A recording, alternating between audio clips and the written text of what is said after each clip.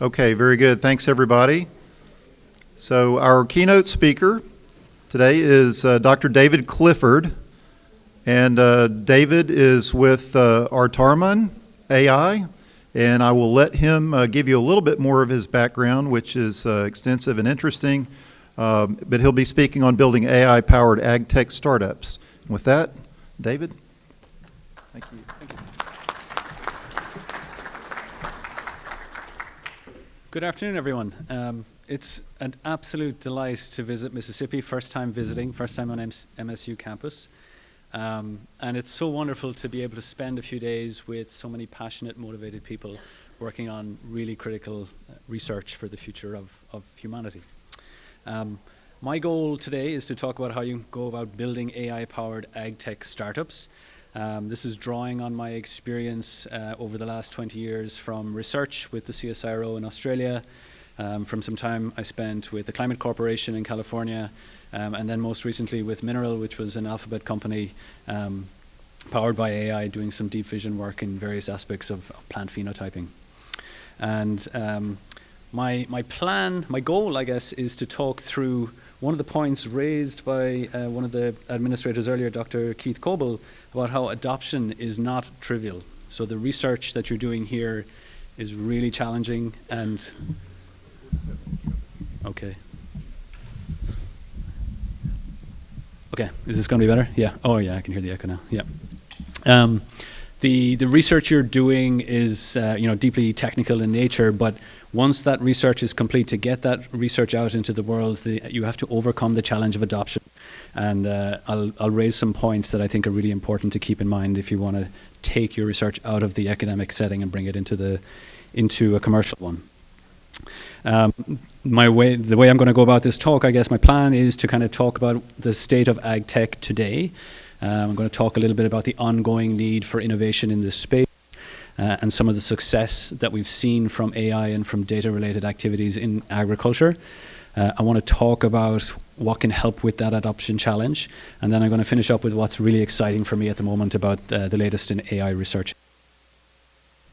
So let's start with the reality of today, and I think unfortunately the best summary I could come up with is that ag tech as a space, as an industry, is struggling at the moment. When I was putting my slides together for this talk, these were some of the headlines that crossed my radar. On the left here we have FMC Corporation shutting down their ag tech venture arm, which is not good news if you're trying to start a capital intensive startup in this particular space. Friends of mine from my time with the Climate Corporation had a really successful looking AI-powered robotics company called FarmWise, and they just announced, unfortunately, that they had to shut down their operations. We're in a bit of an ag economy, part of the ag economy cycle that's on a bit of a downturn at the moment, and the quote here from the CEO, Tiarco, was how a 120 company like John Deere, I guess, might have 30 to 50% fewer machinery sales in a year like we're having at the moment. But for a startup looking to raise a new round of funding, it's basically impossible today. And then the final example, just from last week, vertical farming company Plenty, which had raised $1 billion, which is just a tremendous amount of money, they were filing for bankruptcy. When the administrators were talking about MSU, I was just looking up what the budget is of the university. Couldn't find that statistic, but just the endowment of this university is smaller than that amount of money that one company raised and spent, I guess. So this is the news at the moment. How did we get here as an organization, or as a field, I guess? And it seems to me that ag tech is kind of stuck in this hype cycle, the part of the hype cycle known as the trough of sorrow. So there's been a lot of novelty and enthusiasm and amazement about what AI and ag tech can do as a sector. And it's kind of worn off, and we're down here at the bottom wandering around trying to understand how can we get out of this, how can we bring real value to this space. And real value has been brought here, but how are we going to do this more efficiently? How did we get here? If you think back 10 years ago, 2013 was when Monsanto paid $1 billion for the Climate Corporation. That just blew everybody away, I think anyone who was working in research and agriculture at the time. So there were some big acquisitions kicked off by this. A few years later, DuPont bought Granular for $300 million. I think I'd probably characterize this as a Me Too move on the part of DuPont to try and keep up with Monsanto. But that was a big spend on a company at the time. Soon after, John Deere paid a similar amount of money for Blue River Technology, which was a robotics weeding company based in Silicon Valley. And then, not really in the startup space itself, but Bayer paid $66 billion to purchase Monsanto a few years later. So this period of time, 10 years ago, big acquisitions, big investments, big valuations on these companies, and this is really like what kicked off ag tech as a sector for investment and a sector for building companies in the future. Moving on from that period, these big valuations continue, and the VC shifted towards more vertical farming as a topic of investment. More big checks written. We've got Indigo Ag over here on the left. Another headline here from a few different vertical farms, Bowery Farming, InFarm, and then Plenty again having massive raises, multi-hundred of $1 million raises at around this period of time. But then, we get into, I can't remember when COVID actually happened, because does anyone remember? But at some point, the reality of what these companies was trying to do was not bearing out in terms of the results that they were getting. And we started to see some devaluations of these big groups. So Ironox laid off a bunch of its staff. There was a company based out of Europe in the vertical farming space that basically shut down and disappeared. Indigo Ag had a write-down on value of 94%, and then Bowery closed as well. So think back to just the starting slide about Plenty. Basically, the hype was felt by this sector, and raising more money to keep these businesses going was proving harder and harder and harder, and the only way to do that was if you devalued what was previously invested. And so recently then, in the last 6 months, a lot of the headlines have just been really thinking through, is there an ag tech that VC is interested in investing into? What would it take to get the right type of investment in this particular case? And I think what people are coming to realize now is that the venture funding model doesn't really suit ag. I think this is done. Yeah.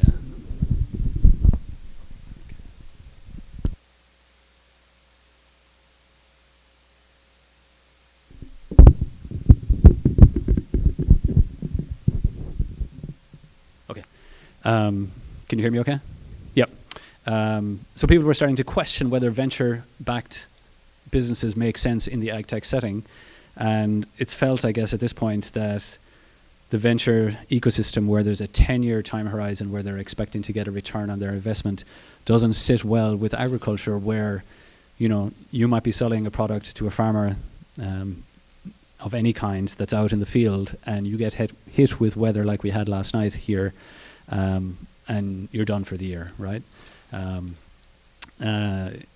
You can run a few experiments, you can start to get adoption built, but to really build out that business and prove it out to farmers within a 10-year period is really, really, really challenging. So that's the reality. It kind of sucks, but we're struggling in this space at the moment. But to some extent, the challenge that we're all trying to address in our research and in building businesses in this space, that challenge still remains. So it's really important that we persist and identify different ways of funding these businesses in the future, because we need to address these challenges.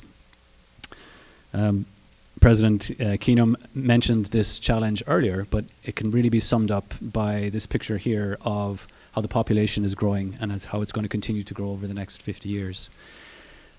This represents tremendous demand for food that's going to continue into the future. So farming as an industry, of course, is going to remain critical for the global population.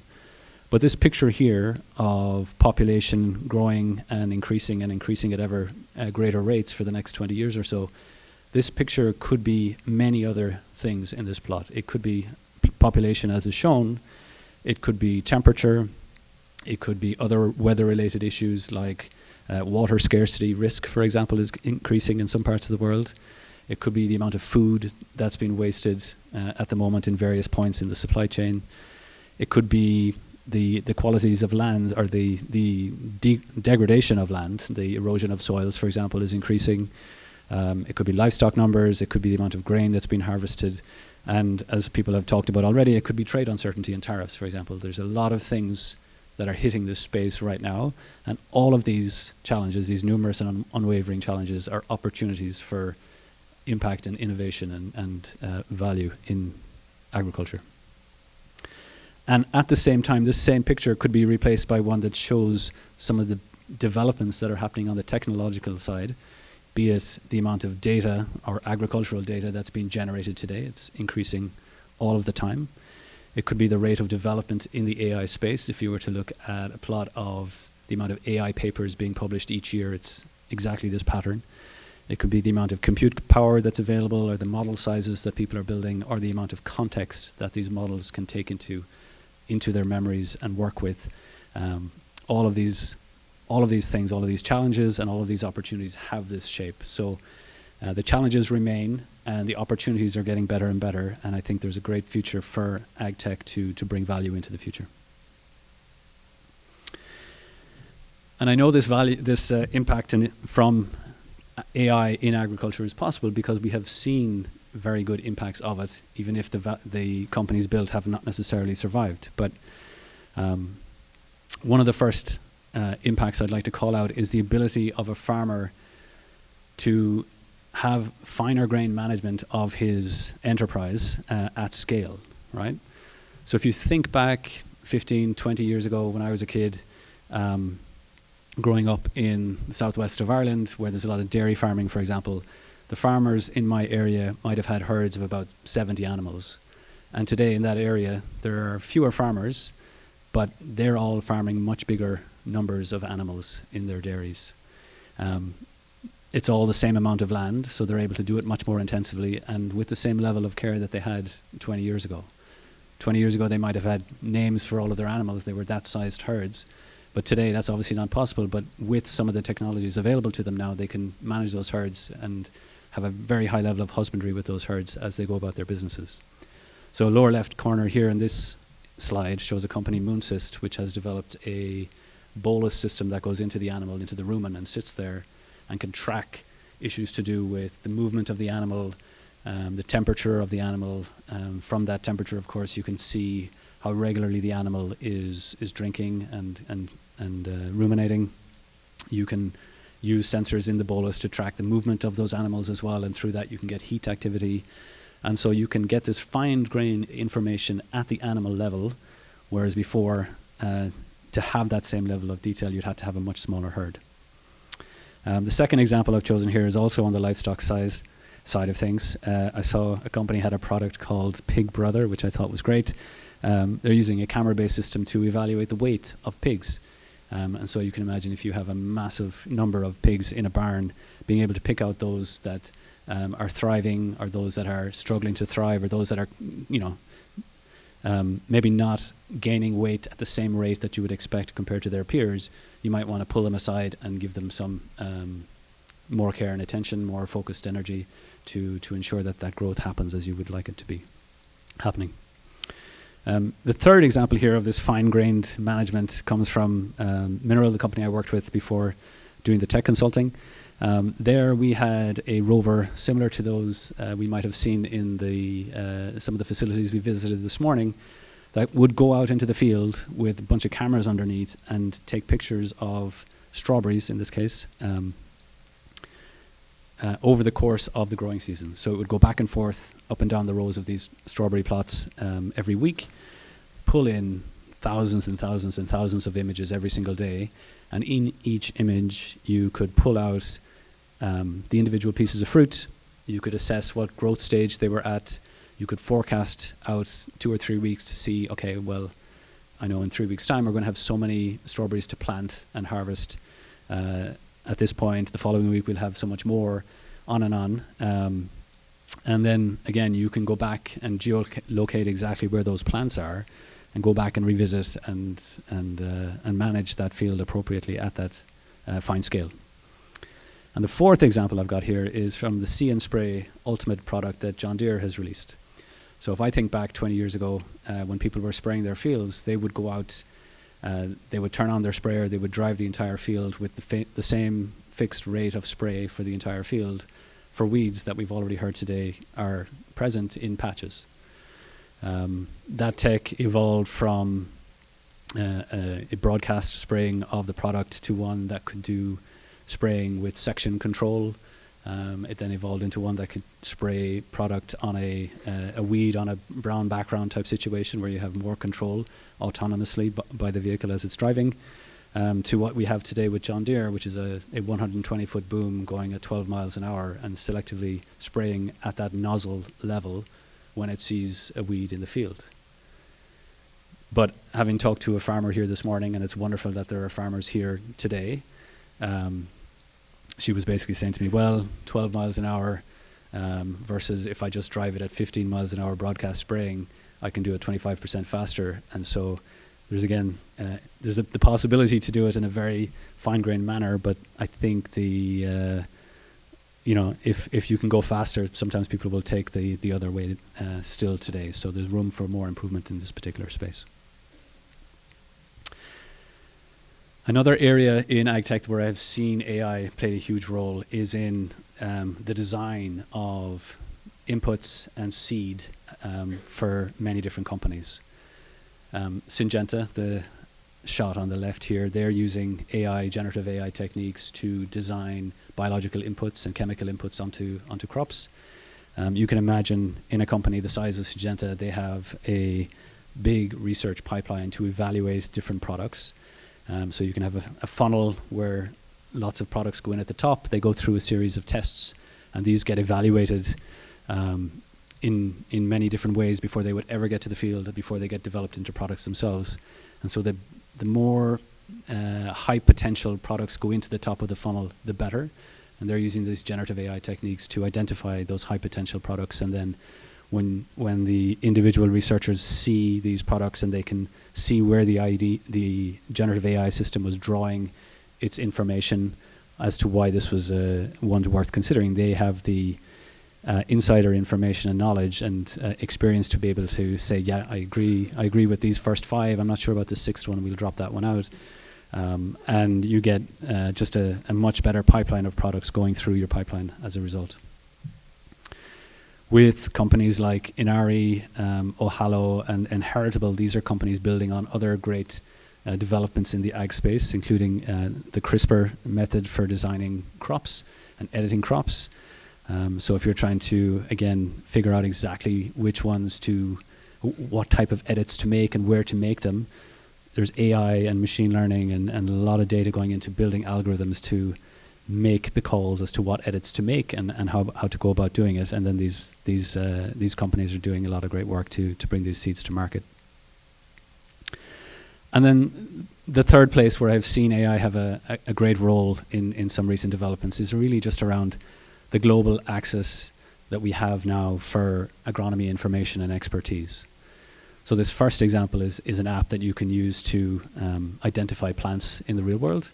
I wouldn't go out picking mushrooms based on the app just yet myself, but it's so much easier today compared to 20 years ago to identify plants that you have not seen before in the real world. And then the 3 other examples here are different chatbots that people have developed here.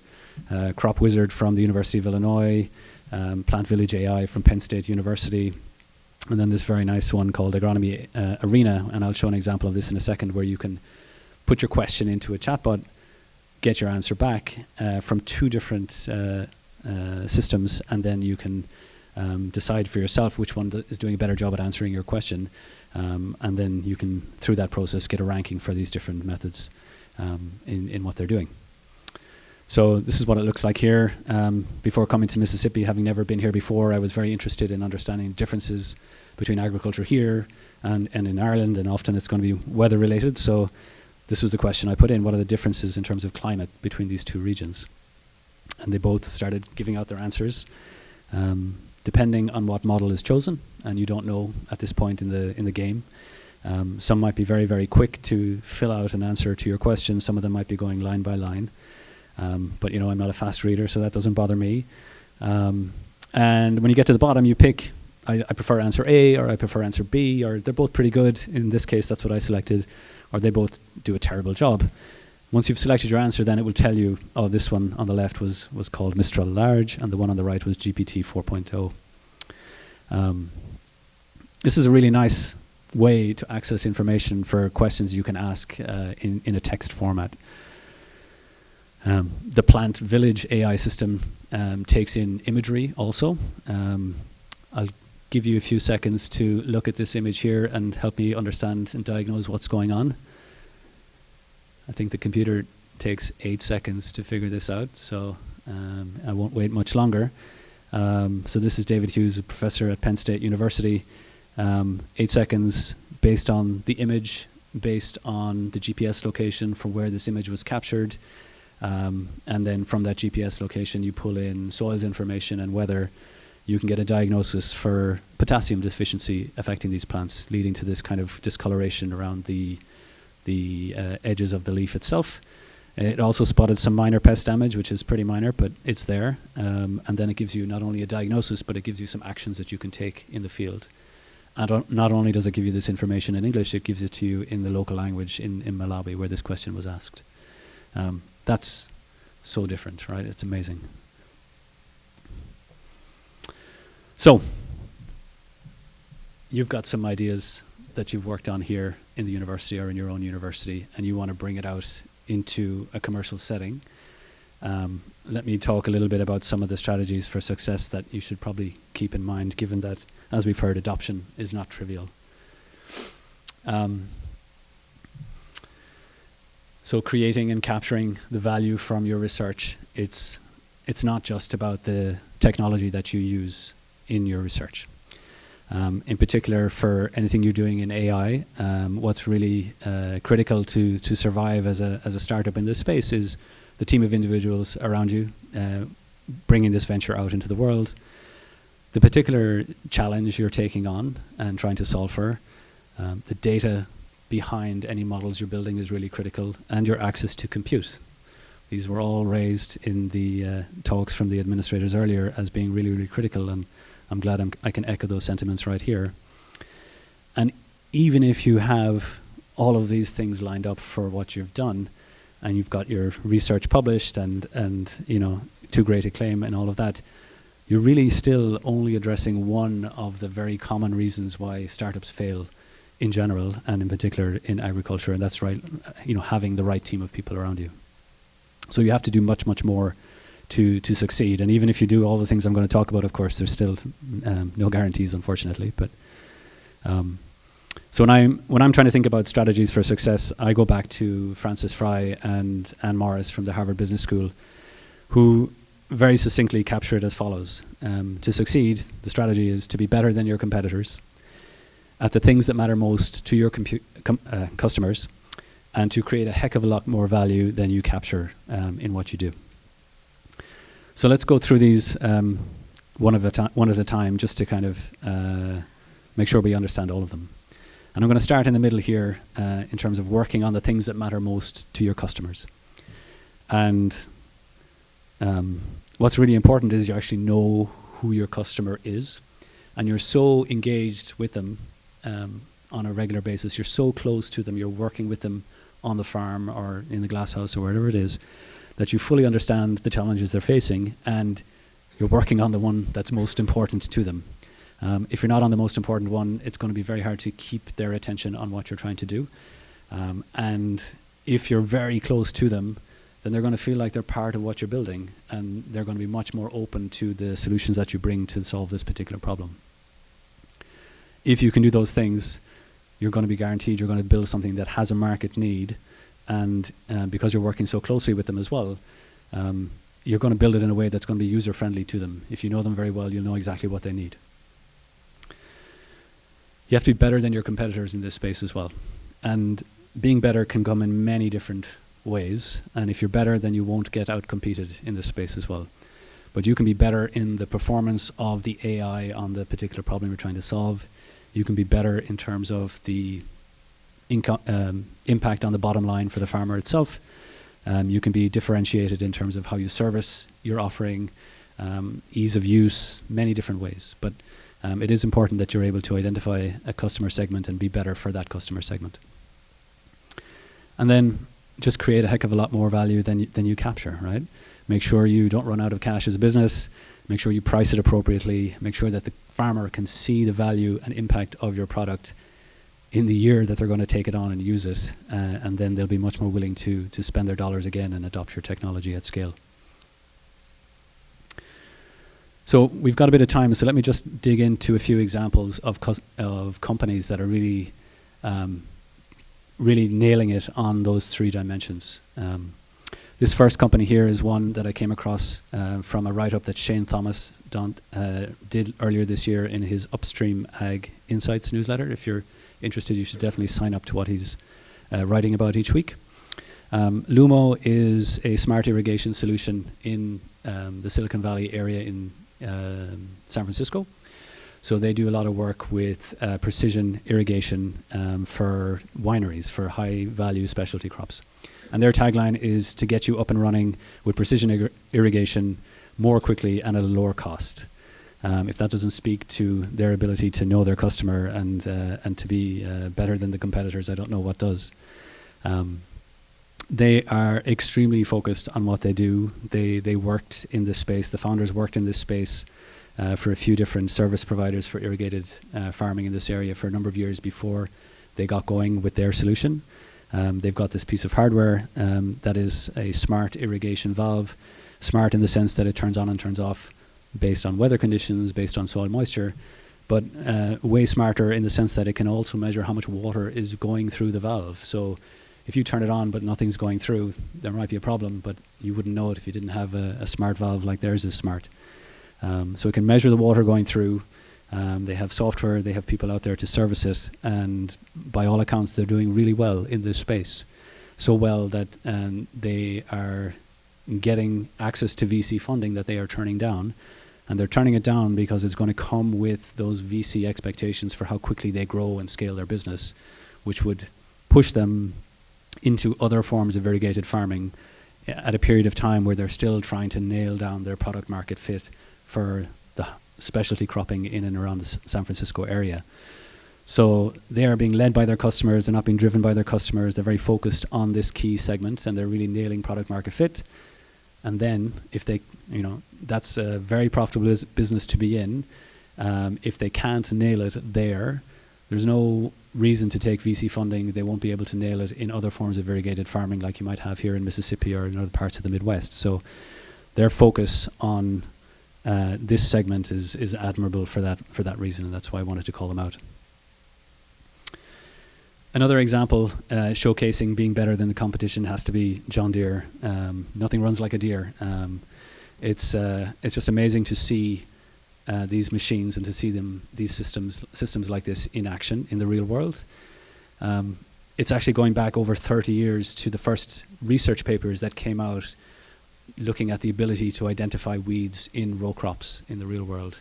Papers that were extolling their abilities to identify weeds with 95% accuracy at that point 30 years ago, but it still takes 30 years to develop that research into a product that farmers are going to invest in and pay a lot of money to work with.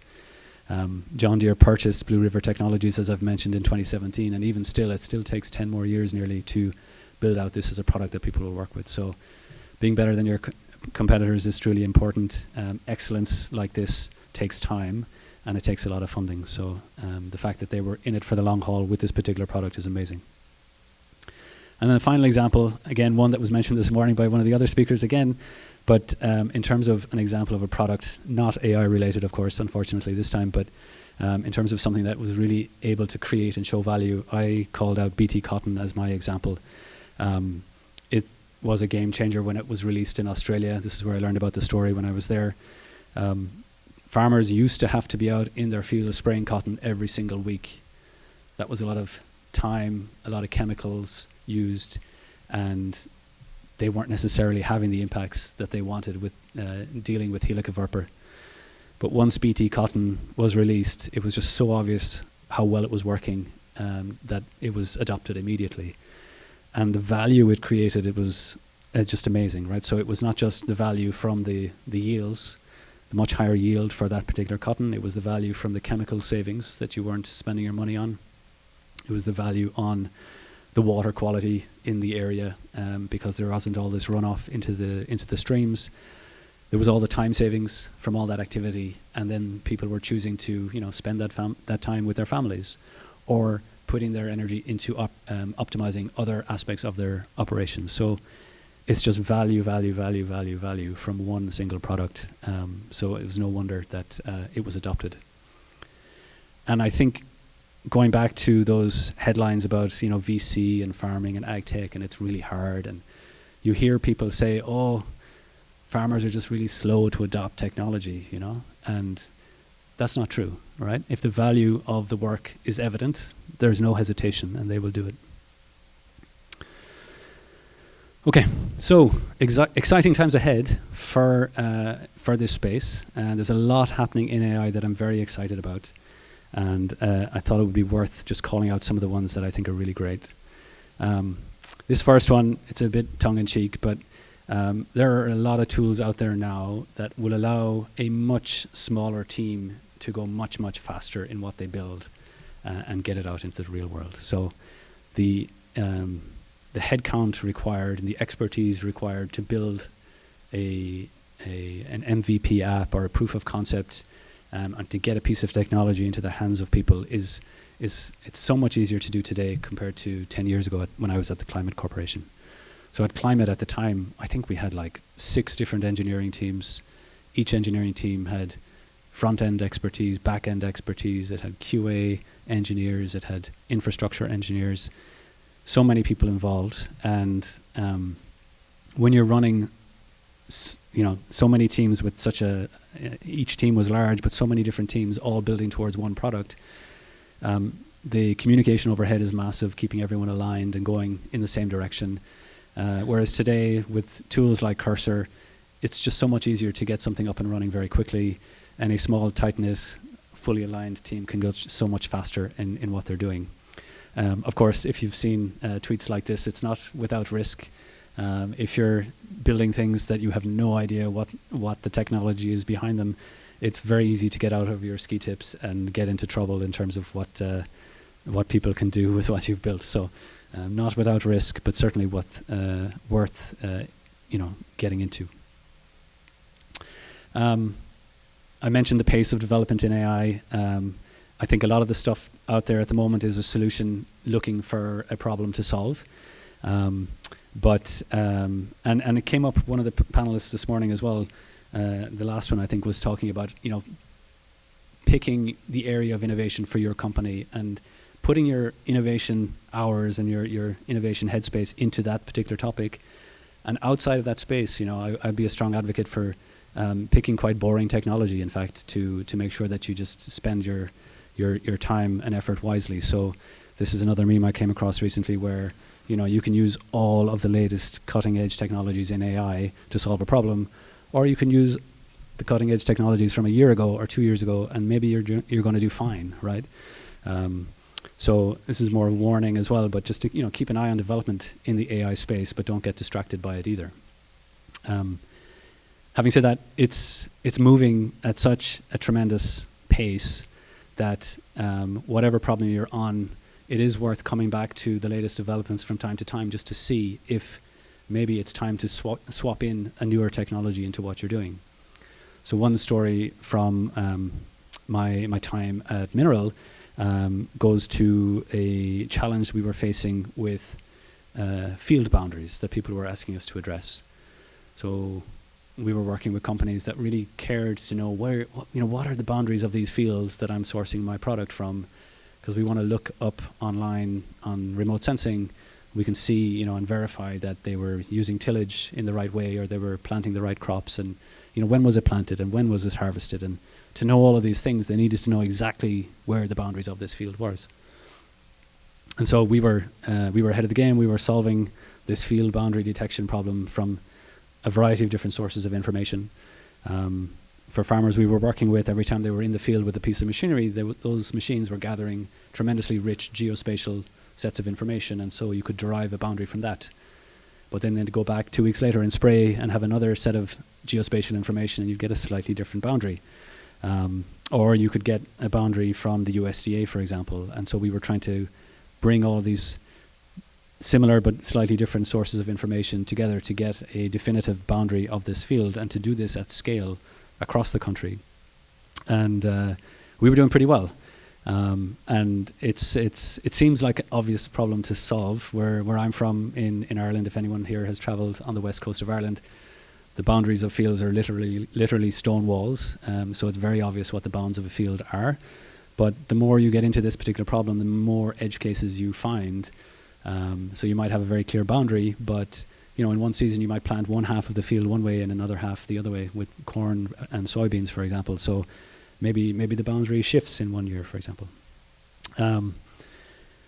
But we were knocking these edge cases off case by case as we came upon them. But then Meta released an AI model called Segment Anything, and we had an intern run it through some of our boundary problems, and we could see that one development in AI totally could match us in our ability to identify field boundaries from remote sensing imagery. And so that was a case where the developments in AI caught up with us and beat us to the punch, unfortunately. So another topic I'm very excited about is what's happening just a step or two back from the bleeding edge of development in AI. So Google and OpenAI and Meta and Amazon, all of these really big companies with tremendous budgets and tremendous compute facilities are all incentivized by being the first to release a new type of model, to be top of the list in terms of all of the different modeling challenges that you can try and solve for, to have the biggest possible model, and to train models at that really big size. And these models, of course, are going to be expensive to run, and they're going to be potentially quite closed off. You might be able to access them, but you might not be able to fine-tune them and control them yourself, or run them in the way that you want to run them.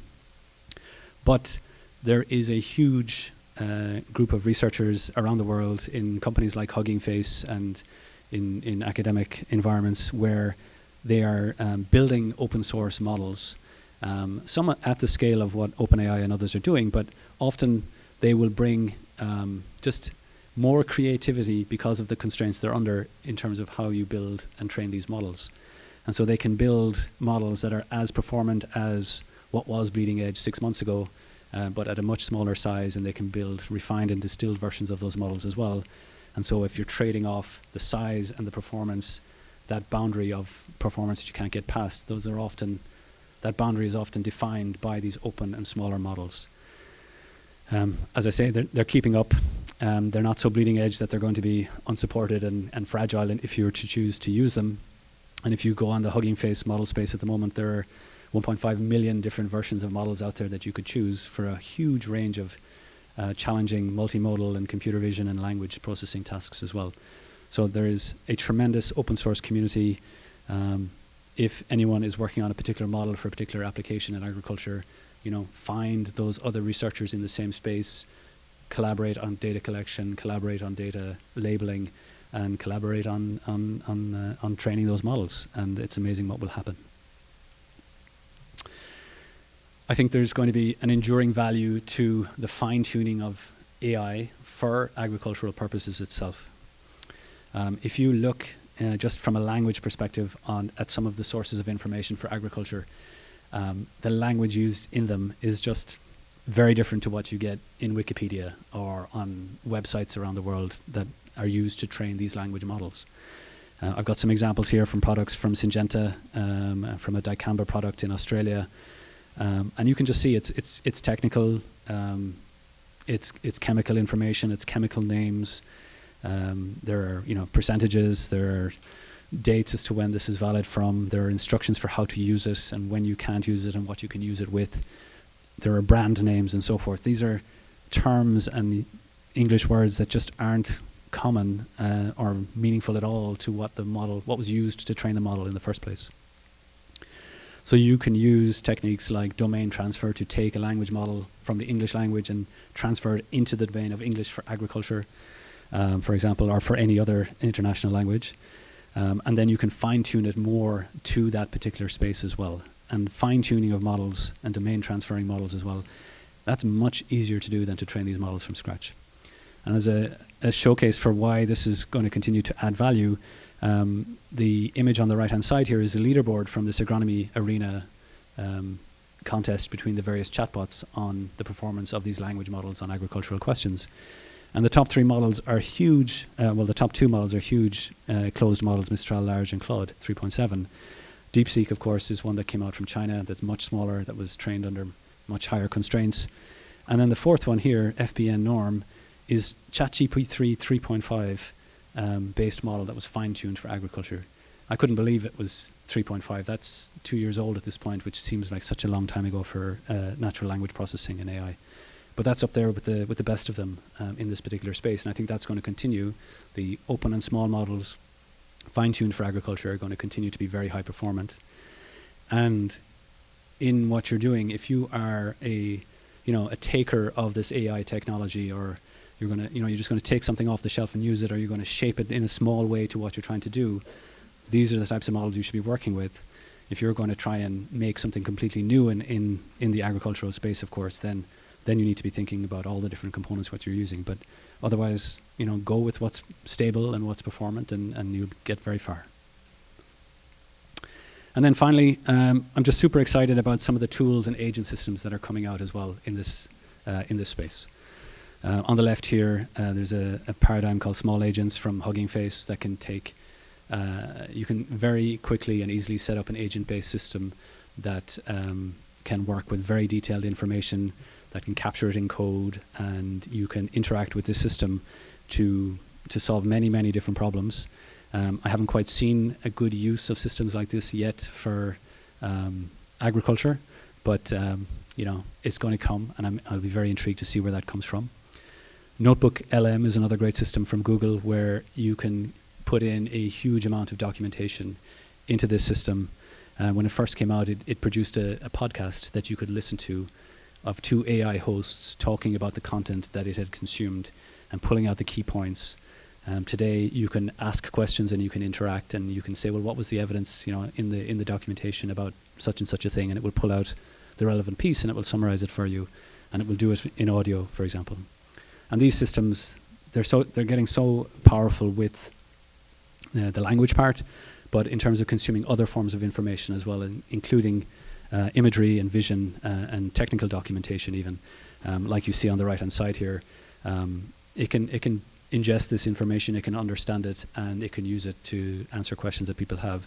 And in fact, I think people will start to write this kind of technical documentation differently because it knows that it's going to be systems like this that are using it and not necessarily humans reading it and trying to understand it. So to learn more about what is happening in this Gen AI space, I would definitely push you towards Rishi Pete's paper about this. He has a newsletter every week. Software is Feeding the World, I think is called. Another great resource to check out. So that's the talk I've had prepared for you all. Key points again, I think ag tech, the startup side of what you all are trying to do, is going through a bit of a crisis at the moment. It's been going through it for the last couple of years. But I think we can all do better in that particular space as well in terms of showing the value and the impact of our work. Ag tech is critical. It's really important that the research and innovation continues to flow. Plenty of innovation has happened from the work that's been done at research institutes like this already. There's loads more to come. There's loads more required. And much of that future innovation, I'm sure, is going to come from the incorporation of AI into the work as well. AI can be a really critical part of what is required in the future, but definitely focus on a user and understanding what the pain point they have that you're trying to address is really critical. Be able to figure out new ways to show value for what you're doing very early to the people who are going to buy your product, and then they'll adopt it. And to really solve this adoption and distribution challenge, you pick your partners wisely, right? So if you can't get funding from venture companies, partner with the big ag companies who are in this space, they're going to do better if your product succeeds, and they're going to want you to succeed, and so they might be able to help you get that adoption and get that distribution and get your product in front of the right people to show that it works. So it's an exciting time for AI in agriculture, and I'm very excited to see what's going to come in the future, and I'd love to know then what problems you're going to solve with it, and I look forward to talking with you all about it this week. Thank you.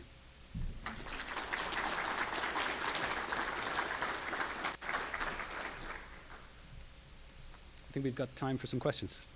We do have time for about 10 minutes, and if you don't mind, if you have a question, please raise your hand, and I'll try to walk to you with the mic so everybody can hear your question. Thank you. Thank you for a great presentation. The examples were really helpful to understand what's going on. And so you mentioned that for ag tech companies, 10 years may not be enough to make a real profit. So I wonder what would be the reason for that. And I also wonder how long should we expect as an investor or business owner, like to turn around and make a good profit, and how much ROI to be realistic? Those are great questions, and thank you for being the first to ask a question as well. I think there's a tension. I think the 10 years comes from venture, and venture comes with very high expectations for the rate of growth and for continued growth over that period of time. If you can access capital that doesn't come with those expectations, that is maybe a little bit more patient, so from private equity, for example, or from family offices, then they can tend to have a longer view for when success will arise, and they can also look favorably on other forms of success beyond financial. So they can look to the environmental benefits of your technology, and the carbon benefits and water quality benefits and so forth. So I think you either, if you can't easily show the impact of your work, it's going to be a struggle. But if it's just going to take more time, I think you should just have the right types of funders behind you who are going to be patient enough for it to last that period of time. Thank you for the question. Other questions? Down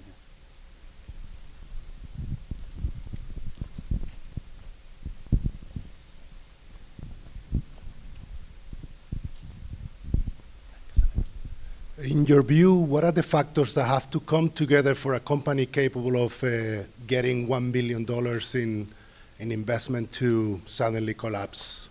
Oh, to collapse, oh my God.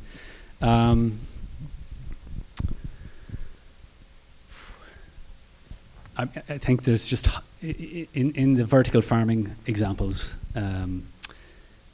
it was a combination of hype, naivety, I think, on the part of some of the funders behind those works as well. Often when people are pitching companies like this, they have different assumptions that they put out there as to why their company can grow at the rate that's expected from venture. For example, they often look at something called the TAM for the space, the total addressable market.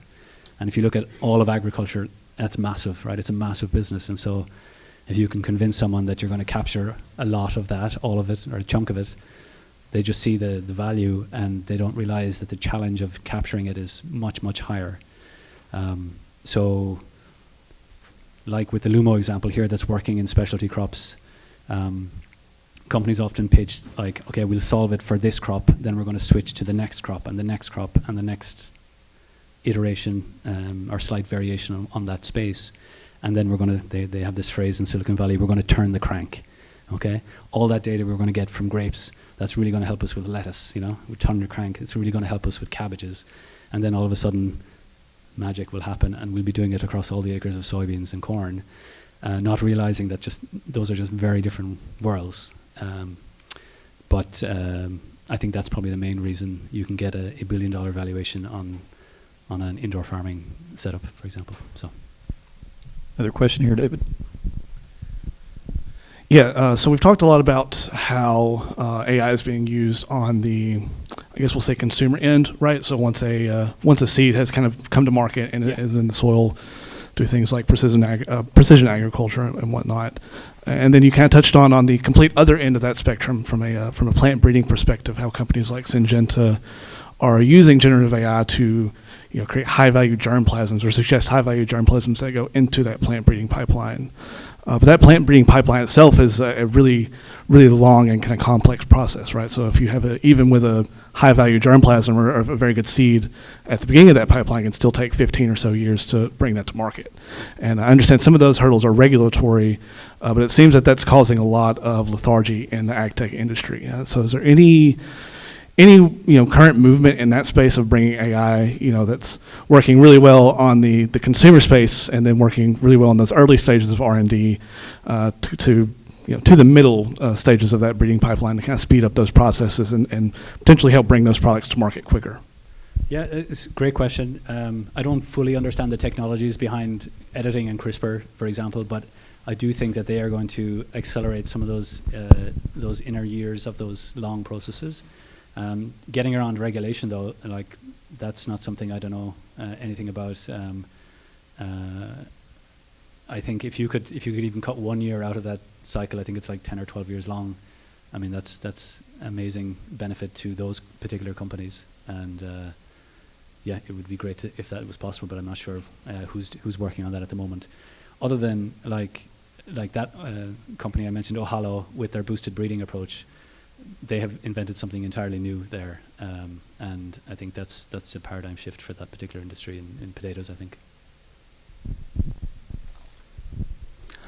Thank you for the great presentation. So my question is, with a lot of companies like Meta, Alphabet pouring billions of dollars into any kind of technology that just starts like AI and quantum computing, we have a lot of companies, they can invest any amount of money they like. But what about startups? How could they thrive in such a competitive environment with startups just starting to get into the race? How could they survive? How could they thrive in such a competitive environment where big companies are already taking chunks of market share? Oh, I think for a startup to try and compete with the likes of AI, Google and OpenAI and so forth that's a massive hurdle to overcome. I've seen people try where they've left those large companies to do it themselves because they feel the pace internally is not fast enough. They can get the funding if they're coming from the right place, but to come out of a university setting and start something new and try and compete is going to be really, really hard. Just to get the funding you require to do those, even basic model trainings can be very, very expensive, right? So I see well-established, well-known senior researchers doing it, but startups with young researchers is very hard.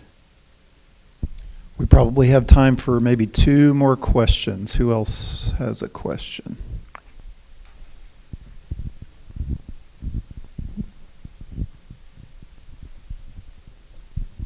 Thank you for your presentation. There's been a lot of research in precision agriculture. Bruce Erickson, sitting right over here, he does surveys every year of farmers and agribusinesses to find out what's being adopted and why. And one of the main conclusions is that adoption tends to be more quick when you have technology that's embedded. Like the genes in soybeans and corn that allow them to be sprayed with Roundup, they're embedded. Yeah. And what is it about AI that could be embedded in things that farmers can use that would make them adopt it more quickly, as opposed to, using AI in a way that's complicated and difficult and not really user-friendly? Yeah, I mean, user-friendly is one of the reasons these things, it's one of the requirements, I think, for success. No one wants to spend their lives pulling information together from many different sources to make it available to the AI system. So I think if your AI system can interact and work with where the data already is and not rely on the farmer to do extra work just to get it going, it's going to be more successful. But one other thing that kind of comes up time and again in this space as well, in particular with agriculture, in particular with AI, is often the beneficiary of the technology is not necessarily the user of the technology. And it's worth remembering that that they might be two different individuals or two different groups. So the person who's going to benefit from farmers using it at scale, if they're different to the farmers using the technology in the first place, you've got to try and think about how you can incentivize that use beyond just making it easier for the farmer to see their own information. They have to get more value. And that's the crux of the issue, to be able to show value to the user. Who would like to ask the final, most important question? Here we go.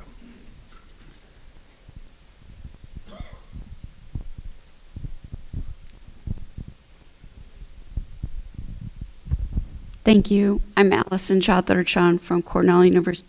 Hi, Alison. And I'm with the AI Climate Institute. I'm a social scientist. So for the last 2 years, our institute has really been challenged to work with computer scientists and agriculture domain experts. And ultimately, our goal is to develop tools that farmers will use that are infused with AI. But what I hear your presentation highlighting that there are all these companies out there developing AI tools. So should we, a lot of us in the room are with universities, should we be trying to develop these tools, or should we be, I feel like we haven't done as great a job as connecting to these companies. Should we be taking our research ideas directly to these companies to work with them to develop the AI infused tools? I think it's really important that you try and partner with companies that have relationships with farmers, right? If you're interested in how farmers are going to use this technology, if you call up a farmer to try and get their input and feedback, if you call them at the wrong time of the year, they're just going to, they don't have the time, right? It's too important, what's happening on the farm. So you kind of have to meet people where they're at, and if the best way to get on the agenda with them is, it can be through the companies they're already working with, or through the local agronomist network, for example, or the extension agencies. So I think in terms of getting the response back on what you're doing from the people who might benefit from it, I think that's really important. Well, thank you very much, David. Let's give David a round of applause.